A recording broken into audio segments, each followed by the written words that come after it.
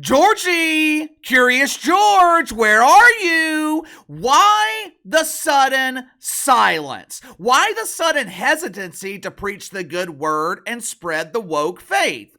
Are you scared? Are you okay? Georgie, are you okay? Are you okay? Are you okay, Georgie? I have never seen this type of silence from George Katsopoulos, George Stephanopoulos, George Stephanopoulos.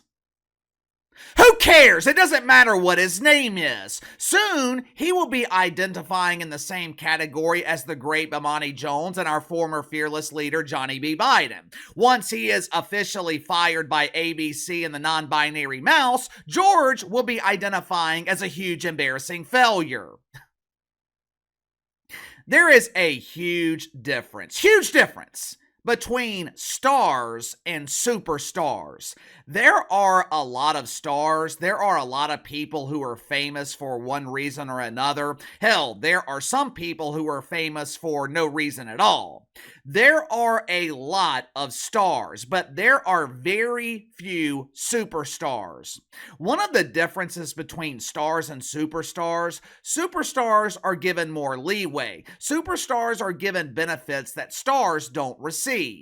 Yesterday on the channel Discord server that is exclusive to channel members, I received a message from my youngest channel member, Spence. Spence is very young, 18, maybe 19 years old. Good kid. He wants a career in sports media. Radio, podcasting, YouTube. He wants to do what Uncle Casey does for a living. Like most young people starting out, Spence, he has a tendency to get wrapped up in all the wrong things. A month or so ago, I said the top quarterbacks in the NFL today, outside of Patrick Mahomes, they would be considered mid-tier quarterbacks in this past generation, including Josh Allen. After his phenomenal game on Sunday, his MVP-like performance, Spence asked me if I was ready to admit that I was wrong about Josh Allen.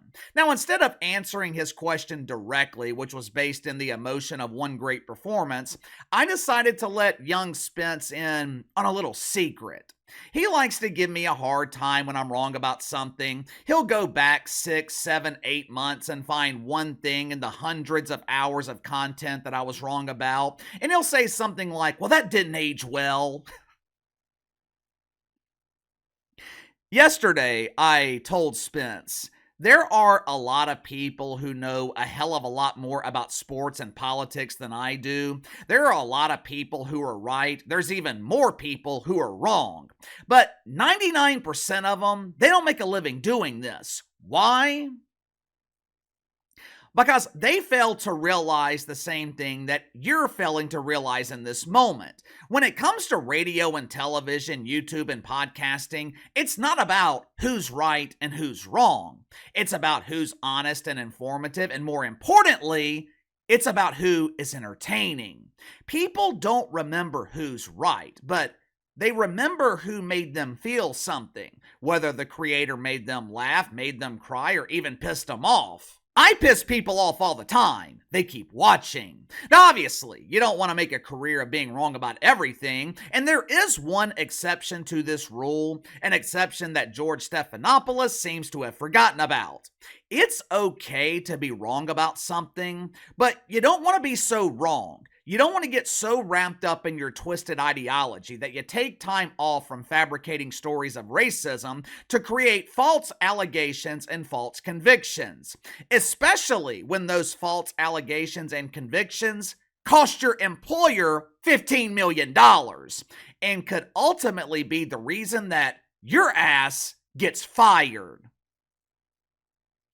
If you haven't already, make sure to like and subscribe. You can follow me on Twitter at KC_BTL84. Link to voting for the second annual Huge Embarrassing Failure Awards in the description below. I'll go into more detail in the video later tonight, but go ahead and cast your vote. Link is also in the description for our sponsor, Zone Grip. If you're anything like me when you're playing golf, one of the biggest frustrations is the slice when you're driving the ball off the tee. Whether it's an immediate slice or a descending slice, it is incredibly frustrating because it destroys your chances for par. It ruins the rest of your game.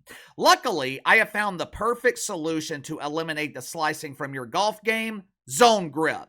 Zone Grip is the ultimate training tool that will help you refine the weaknesses in your golf game. Whether it's your driver, your irons, your wedges, Zone Grip is the perfect tool to teach you the fundamentals. Zone Grip is designed to help you achieve the perfect grip and the perfect angles for each swing. It's also designed to help with your backswing by assisting you with the muscle memory and technique required for an effective swing. Zone Grip was featured in the 2024 PGA Inventor Spotlight, and Zone Grip's also been endorsed by LPGA legend Nancy Taylor. This would be the perfect Christmas gift for the golfer in your family who is struggling with their swing. If you want it to arrive by Christmas, need to place your order now. So click the link in the description below. Use my promo code BTL20, BTL20. Start swinging like a pro and also save 20% off your first purchase with Zone Grip. Over the weekend, the Trumper won his lawsuit against ABC News.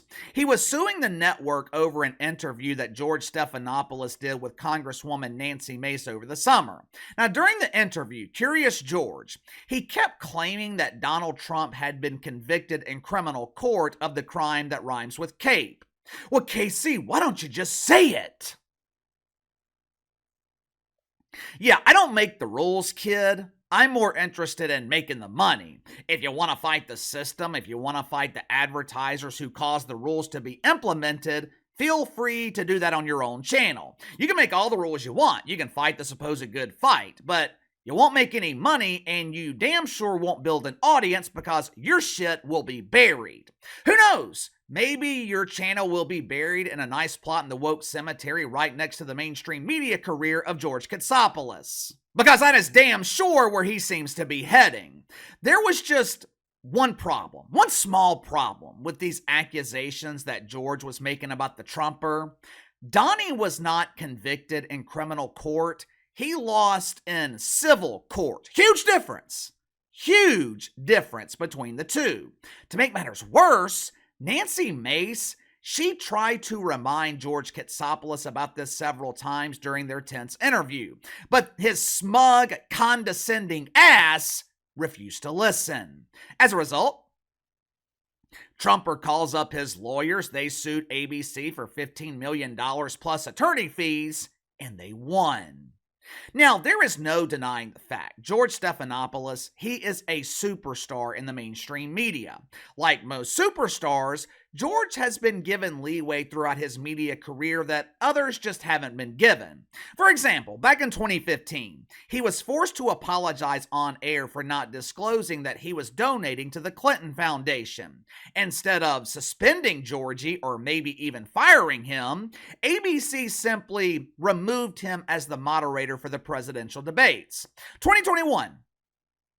There were serious tensions between Curious George and ABC because the network, they named David Muir as the chief anchor.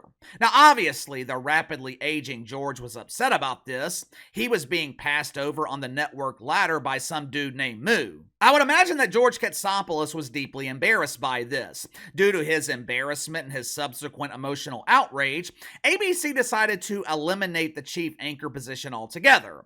Even though David Moo wasn't technically above George on the network ladder, he was still given prime roles like moderating the debate, which ended up being a huge embarrassing failure for the network because David Moo was absolutely dreadful in that performance. Back in June, Georgie was approached on the streets by TMZ. They were asking what he thought about our former fearless leader, Johnny B. Biden. On this day in June, TMZ was able to capture an incredibly rare moment. This would be the equivalent of you stumbling upon a bag full of money. Or if you're a WNBA dump diver, this would be like finding a free supply of Just for Men. On this day in June, TMZ caught George Stephanopoulos in a rare moment of honesty. When asked about Johnny B. Biden, Honest George appropriately replied something to the effect of, "Johnny is far too old to be president. Hell, he's older than I am, and outside of Wolf Blitzer, woof, woof, woof. Outside of my good friend Wolf, there are very, very few people older than me, Georgie. So Johnny is way too old to be our fearless leader."